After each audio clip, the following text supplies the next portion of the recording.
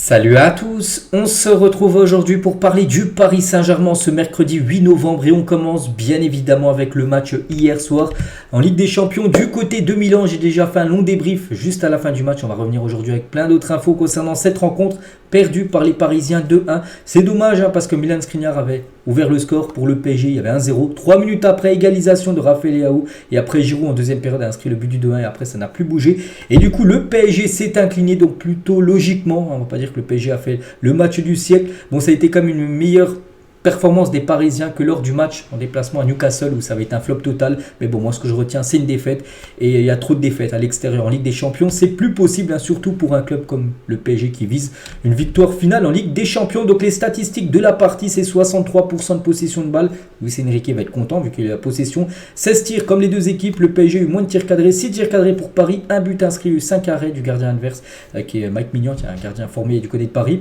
Et là c'est Milan, c'est 8 tirs cadrés pour 2 buts, il y a eu 6 arrêts de Donnarumma qui a fait son match. Donnarumma, il n'a pas pu tout arrêter. Il peut pas quand des fois la défense le laisse tout simplement. Donc il a fait son match. Il a évité que le PSG prenne plus de buts parce que ça aurait pu finir avec 3 voire 4 buts encaissés hier si Donnarumma n'avait pas fait un énorme match. Du coup, classement, ça donne quoi? Ça donne que c'est compliqué. On sait que ce groupe, c'est le groupe de la mort, un groupe où les 4 équipes peuvent passer et ça se voit 2 journées de la fin. Donc le PSG peut se qualifier première place, peut être deuxième, peut être troisième, peut être quatrième.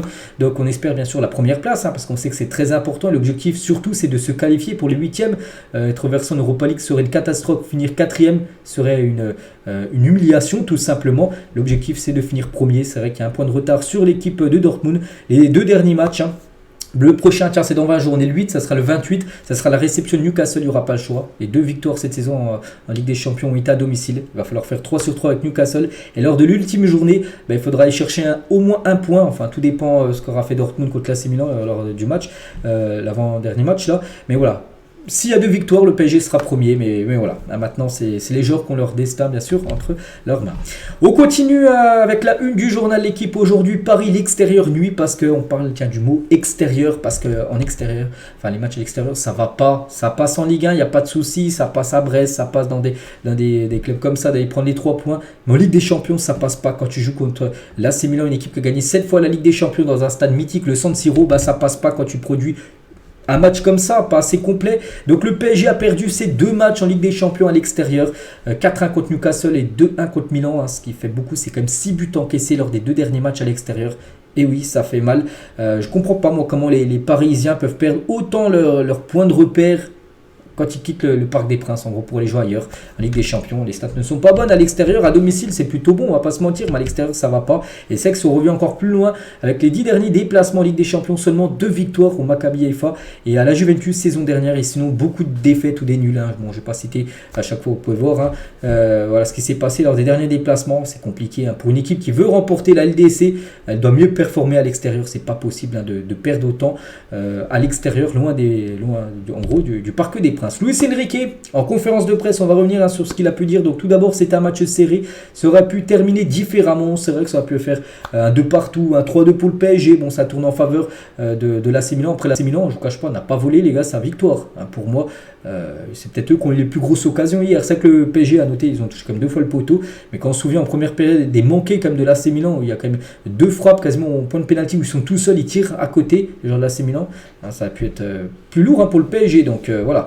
Donc nous avons marqué plutôt les premiers, mais nous n'avons pas réussi à garder le contrôle du match. Nous avons perdu plusieurs fois le contrôle de la rencontre. On a quand même réussi à se créer des occasions. Il reste 2 matchs encore. C'est le groupe de la mort. Les 4 équipes dépendent d'eux-mêmes. On aura un gros match à Paris lors de la prochaine rencontre dans 20 jours, je l'ai dit, contre l'équipe de Newcastle. Il n'y aura pas le choix, ce sera les 3 points obligatoires. En termes d'attitude, je suis satisfait, il est content de ce qu'il a vu, il va falloir que je le revoie.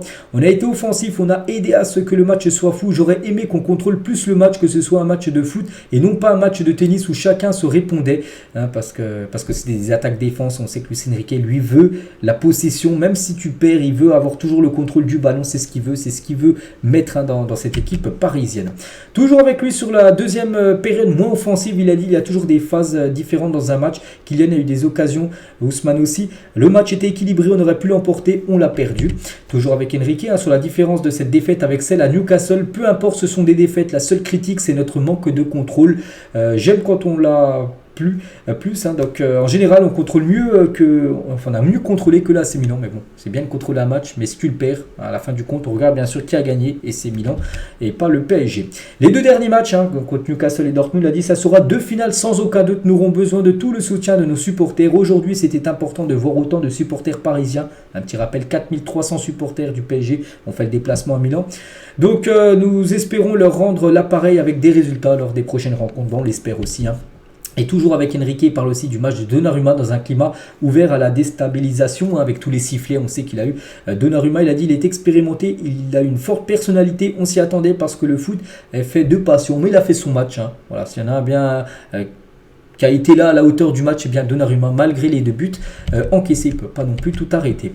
Marquinhos, le capitaine, il a dit, on sait la qualité de Milan, il ne faut pas négliger ça, c'est un match de haut niveau, on avait bien débuté, on avait le contrôle, ils ont exploité leur force ensuite, ils sont allés vite vers l'avant et on a souffert là-dessus sur les contre-attaques. Donc le PSG a la possession, mais là c'est Milan en contre-attaque avec des joueurs rapides, hein, comme Léao, comme Ruben Loftus-Cheek, qui a fait beaucoup de mal au milieu parisien, hein. Je pense à Ugarte qui a galéré, hein, lors de cette rencontre hier. Vitinha tient sur le match, donc lui aussi il n'a pas fait un gros match, on l'a pas vu à Vitinha. On savait que c'est un match difficile, on a passé un match difficile avec les supporters, tout ça, mais ce n'est pas une excuse, hein. On est entré dans le jeu de Milan et pas dans le nôtre, ça nous a pas permis d'avoir le contrôle du match, hein, parce que c'était les deux équipes se répondaient, ça allait d'un but à l'autre, et du coup le PSG, on sait qu'il faut plutôt avoir le contrôle du ballon, ce qui n'a pas été le cas hier, enfin le contrôle du match, hein, plutôt. Mbappé aussi, il était en zone mixte à la fin du match, hein. Donc c'est une défaite, une deuxième défaite à l'extérieur. Ce n'est jamais facile de perdre, on est déçu. Mais il a manqué pas mal de choses. On va essayer de réagir contre Newcastle à la maison dans 20 jours, hein. Toujours avec lui, donc on est déçu. On a essayé de mettre tous les ingrédients de notre côté. On a essayé de marquer le deuxième but, mais ils l'ont mis avant nous. Après, on a essayé de réagir ensuite, mais c'était trop tard, tout simplement, pour essayer de revenir, hein, au score, hein. Et toujours avec Mbappé, remercier aussi les supporters pour leur soutien, parce qu'on entendait quand même beaucoup les supporters parisiens hier. Après, nous, sur le terrain, on n'a pas fait ce qu'on voulait faire, hein, mais eux, ils étaient là, ils nous ont encouragés et on va bien réagir contre Newcastle. Ben, on l'espère. De toute façon, il n'y aura pas le choix. Même un nul contre Newcastle, hein, serait une contre-performance. Il va falloir prendre les 3 points et surtout prendre la revanche aussi, hein, parce que le PSG a pris un 4-1. On avait été énormément chambré, hein, du côté de l'Angleterre par rapport à cette défaite. Donc voilà ce qu'elle va dire, hein, sur Mbappé. À la fin de la rencontre, Mbappé n'a pas fait un bon match, hein. Fantomatique. Kylian, bon, Dembélé, peut-être le plus en vue en attaque, mais le problème, c'est le manque de précision, tout ça pour Ousmane Dembélé. Il a touché beaucoup de ballons, il a tenté, il a fait une barre transversale et il a tiré, enfin des frappes qui ont été contrées, mais il y a eu beaucoup de pertes de balles en fin de match, hein, où il loupe un contrôle, où il aurait pu faire un face-à-face avec Mike Maignan. Donc Dembélé, les gars, de nouveau un match sans marquer, et son dernier but remonte en compétition officielle le 25 janvier 2023, hein, c'était avec le Barça en début d'année. Là, s'il continue, ça va faire un an qu'il n'a pas marqué. Dembélé, ça commence bien sûr à être problématique, hein, pour un joueur avec autant d'occasions. Kolo Muani, donc lui c'est, je l'ai défendu, les gars, en début de saison, mais là ça a commencé à être un gros problème à Randal Kolo Muani. Si on fait outre, hein, son montant de transfert, 90 millions d'euros, ça reste quand même pour moi un flop total là. C'est un flop énorme. Il a du mal, il n'arrive pas à avoir des occasions, tout ça. Et dos au but, c'est pas un joueur en pivot, hein. Regardez Daniel Riolo, ce qu'il a pu dire sur After RMC. Donc Giroud aujourd'hui, donc il est meilleur que Randal Kolo Muani dans le rôle de 9, hein. Tu mettais Giroud au PSG par exemple hier, le PSG aurait gagné le match avec Olivier Giroud. C'est que Giroud, c'est un joueur, on va dire, qu'en pivot. Et Kolo Muani, l'attaquant du PSG, le 9, il n'est pas en pivot. C'est que le PSG, il aurait peut-être fallu plutôt un Harry Kane. Mais on sait qu'Harry Kane n'a pas voulu venir au PSG, plutôt au Bayern. Mais c'est vrai qu'il n'y a pas de pivot du côté de Paris. Et c'est un problème parce que pour moi, Kolo Muani, c'est un peu un joueur comme Mbappé, c'est un joueur qui prend la profondeur, tout ça, qui peut partir de loin, mais c'est pas un joueur en pivot, voilà. Et c'est problématique, tout simplement. Dans les remises, il est bon. En parlant de Giroud, hein, Kolo Muani ne sait pas faire ça. Il n'est pas bon dans ce style-là. Il va falloir se poser cette question. Tu ne peux pas mettre un plan de jeu en place avec un mec qui ne correspond pas, tout simplement, au rôle de pivot. Kolo Muani, tu sens que le gars a de la bonne volonté, de l'envie. Le problème est qu'il arrive dans un club à pression avec un transfert important, 90 millions d'euros. Et il est obligé de vivre avec ça et c'est compliqué. C'est compliqué. Kolo Muani, c'était peut-être pas l'attaquant qu'il fallait. Bon, maintenant on dit ça parce que on voit que ça tourne au flop, mais bon, on savait, hein, que c'était pas non plus un pivot, un joueur, voilà, un bloc, on peut dire, devant, hein, qui prend les ballons dos au but et qui arrive à faire des déviations, tout ça. C'est ça qu'il faut du côté de Paris, que le PSG cherche depuis longtemps. Le dernier qui avait ce rôle-là, c'était Cavani à l'époque. Hein. Donc voilà, Cavani, ça fait déjà longtemps qu'il a quitté le PSG. Il n'y a pas eu d'autres joueurs dans ce rôle-là depuis pas mal de temps. Donc voilà, peut-être que le PSG s'est peut-être trompé avec Kolo Muani, je ne sais pas, j'en sais rien. Mais pour l'instant, hier, il a de nouveau pas été bon. Lui aussi, les gars, lui, ça commence à être aussi problématique. On sait son début de saison énorme, hein, mais là, depuis quelques matchs, il a beaucoup de mal, Manuel Ugarte, surtout hier, les gars, pour bloquer Ruben Loftus-Cheek. Il a eu énormément de mal. Regardez la note que le journal de l'équipe, bon, moi j'ai mis 4 hier dans mon débrief, c'est insuffisant.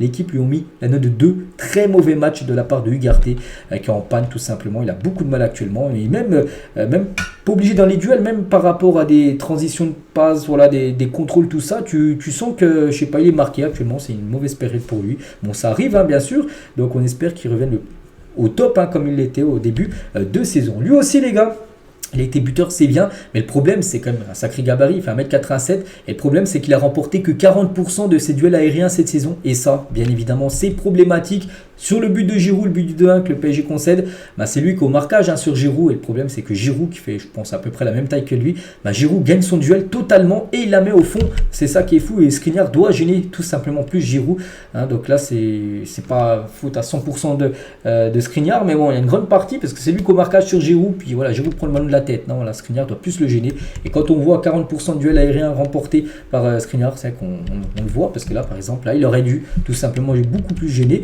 Giroud sur cette action. Record de Warren Zaïre, bon, qui a fait un match aussi compliqué hier, hein, comme le reste de l'équipe, hein, devient le premier joueur français à compter comme 7 matchs de Ligue des Champions à son actif avant l'âge de ses 18 ans. Incroyable, bien sûr, le jeune Warren Zaïre. Kanginli, donc il a commencé remplaçant. Je me demande comment ce joueur peut être toujours remplaçant. Je serais Luis Enrique. Moi, pour moi, je l'aurais mis titulaire hier, au vu des performances qu'il avait déjà fait lors des matchs précédents, hein, bien sûr. Il est rentré, puis il a été bon, hein, tout simplement, Kanginli. Donc maintenant, pour moi, ça doit être un titulaire. T'enlèves un des 3 devant, bon, pas Mbappé, mais soit Dembélé, tu vas le mettre un peu sur le banc, parce que, comme j'ai dit, hein, il se crée des occasions, mais il les met pas. Donc voilà, tu mets un Kanginli, lui, qui a déjà marqué à Paris, ou t'enlèves, j'en sais rien, t'enlèves Kolo Muani, mais bon, il va pas jouer un numéro 9. J'aimerais bien voir Marco Asensio, hein, pour moi en faux numéro 9. Hein, je pense que ça peut être pas mal. Marco Asensio, on l'avait déjà vu en début de saison. Donnarumma, ça a été un match compliqué. Regardez une banderole qu'il a pu avoir, hein, voilà, des supporters de Milan. Et on sait qu'il y avait pas mal de billets, des faux billets imprimés où c'était marqué Donnarumma, hein, parce qu'on sait qu'il avait quitté Milan pour rejoindre le Paris Saint-Germain. Donc voilà, il y avait beaucoup. Il s'est énormément fait chambrer, insulter, siffler quand il y avait le ballon. T'entendais, il y avait les sifflets directement pour Donnarumma, qui a fait son match, hein, bien sûr, Donnarumma. Pour moi, c'était l'un des meilleurs Parisiens hier. On parle rapidement de la Youth League. Les jeunes, hein, ils ont perdu également hier, 3-2 du côté de Milan. Dommage, ils prennent le but du 3-2 à la 95e minute de la rencontre. Donc voilà, triste jour hier pour le PSG. Et on finit cet épisode, les grands clôtures, avec, on revient sur ce match. Et vous, qu'est-ce que vous en pensez? Est-ce que vous êtes inquiet tout simplement pour la suite de la saison en Champions League? Je vous parle avec ces 2 derniers matchs. Ou pour vous, voilà, c'est juste une chute là, mais bon, il faut faire attention parce qu'on voit le classement, hein, ultra serré. Donc pour moi, je suis mi-inquiet, voilà, on va dire, je suis vraiment au milieu, hein, parce que quand on voit des performances à l'extérieur comme ça, c'est pas possible, hein, quand tu compares avec des équipes, je sais pas, tiens, comme City, comme le Bayern, voilà, des équipes qui gagnent, qui enchaînent les victoires. Moi, je pense, hein, je vous cache pas, les gars, je pense que City aurait été dans le groupe à la place du PSG, dans le groupe de la mort. Je pense que City aurait été déjà premier avec que des victoires. La même chose pour le Bayern, hein, je pense qu'ils auraient enchaîné que des victoires. Ils auraient gagné à l'AC Milan, mais le PSG n'arrive pas à gagner du côté de Milan, et ça, tout simplement, c'est problématique, bien sûr, pour une équipe qui vise, hein, la victoire finale en LDC. Après, c'est seulement mon point de vue. Donc voilà ce que j'avais à dire aujourd'hui. J'espère que ça vous a plu. On se retrouve demain, bien sûr. Demain, jeudi, on parlera encore peut-être certainement de ce match. On préparera le prochain match qui sera un déplacement compliqué, hein, du côté de Reims. Reims qui est 4ème de Ligue 1. Donc voilà. Allez, moi je vous laisse. Je vous souhaite une bonne journée et à demain.